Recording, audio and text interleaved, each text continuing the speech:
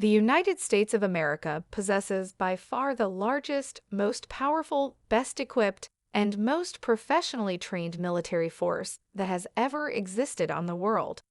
Because of this, it is probably impossible for Americans to have any discussion about military spending without first addressing the question of which other nations in the world are capable of fielding armies that even come close to matching that of the United States. Discussing the militaries of the world that are considered to be the worst is more informative than discussing the armies that are considered to be the best in the world. What good does it do for a government to invest in training, equipment, and money if they continue to field an army that is unable to win? These 10 armies make the Salvation Army look like a credible fighting force. Number 10. Afghanistan. Afghanistan is included on the list in spite of the more than a decade of training it has received from ISAF advisors. The unfortunate reality is that all of that excellent training won't be able to make up for the fact that the Afghan National Army disintegrate like a card table when the United States departs Afghanistan. They are able to fight, but they are not very capable in other areas. Number 9. Saudi Arabia. The Saudis and the UAE are now conducting a military operation in Yemen together as part of a coalition in an effort to drive the Houthi tribesmen out of Sana'a and restore Sunni control of the country.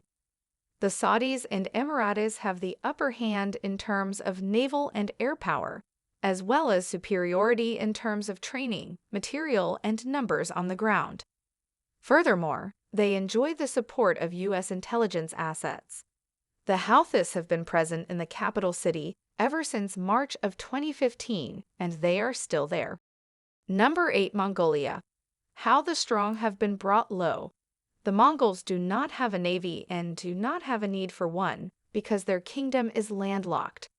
Regrettably, they are also trapped between Russia and China, making it impossible for them to defend themselves against any of those countries. In point of fact, if there were to ever be a war between Russia and China, it is very possible that some of the fighting would take place in Mongolia. The Mongols have dispatched military personnel to aid the United States in Iraq and Afghanistan.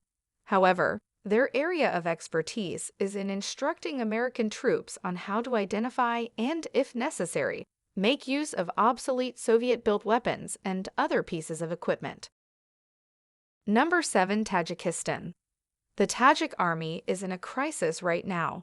After the breakup of the Soviet Union, Tajikistan was one of the few former Soviet governments that did not have any local units to include into its newly formed sovereign government.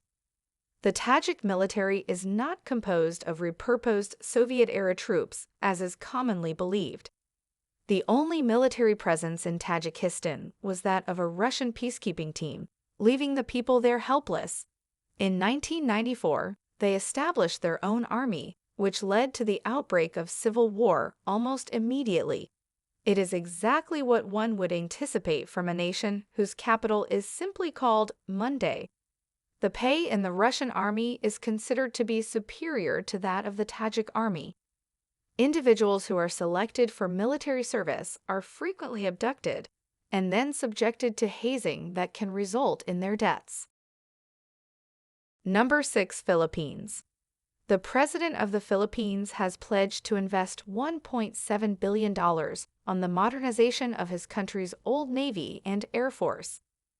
The Philippine legislature has enacted a measure providing $2 billion for the task, and that's it. Despite the Chinese military buildup in the region, including aggressive moves by the Chinese to claim areas and build islands close to the Philippines naval and air forces are still nearly 60 years old, and its ships are old U.S. Coast Guard cutters. This is despite the fact that the Chinese military buildup in the region includes aggressive moves by the Chinese to claim areas and build islands close to the Philippines. Number 5. Nigeria. Boko Haram, famous for their campaign to bring back our daughters, is waging an insurgency in Nigeria that is associated with ISIS. Nigeria is currently fighting this insurgency. despite the fact that Nigeria is home to the greatest oil business on the African continent. The country's armed forces are ill-prepared to combat the current Islamist insurgency. One service member gave the following description to the BBC. Number 4. Eritrea. When a nation is referred to as Africa's North Korea in the context of international affairs, it is clear that this nation is doing something right. Eritrea's military forces have one of the biggest concentrations of conscripted personnel of any army in the world. Yet, rather than using them to protect its borders or combat al-Shabaab militants, Eritrea uses its conscripted soldiers for forced labor. It is a testament to the greatness of Eritrea nation that every single month, 2,000 refugees make their way to Sudan in search of safety. It is expected that Sudan will be an improvement. Number 3. North Korea. From the outside looking in, it would appear that the Kim dictatorship places a high importance on the North Korean army. It is similar in a lot of respects. Newsreel video and the border cities of Panmunjom and Kaesong, as well as Nampo, where a succession of important infrastructural dams make it necessary for a concentrated military operation, show tall, powerful-looking North Korean troops with brand-new equipment, weapons, jeeps, and full meals. Yet, when one travels farther into the Hermit Kingdom, one begins to see that the army is getting smaller. Literally.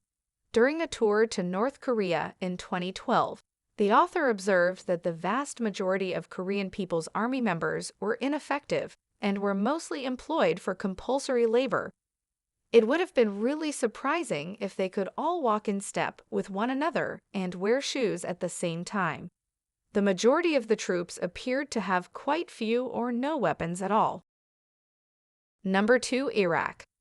Saddam Hussein may have commanded the fourth largest army in the world when he was in power, but today's Iraq military is a mere ghost of its former self. The Iraq army has only 26 units that are regarded as loyal, despite the fact that it has received years of training from American and British forces, as well as $26 billion in investments and help for the military. On top of that, Iraq lawmakers uncovered the existence of 50,000 ghost soldiers among its ranks. These ghost soldiers were soldiers who were paid but never reported to work. ISIS was able to take control of a large portion of western Iraq in 2014 because Iraq troops retreated in the face of an oncoming Islamist attack. Number 1. Costa Rica. Because they do not have any kind of military to speak of, Costa Rica have to be placed at the very bottom of the list. They do, however, have a sizable population of affluent Westerners who travel to Costa Rica in order to instruct other wealthy Westerners in yoga while they are there. Yet, due to the fact that these people would have to accompany any invasion of Costa Rica, nobody will ever desire to do it. Iceland, Mauritius, Monaco, Panama, and Vanuatu are some examples of other nations that do not have a standing army. These nations also do not have a sizable population of people who are interested in practicing yoga. Imagine a world where people don't have to serve in the armed forces.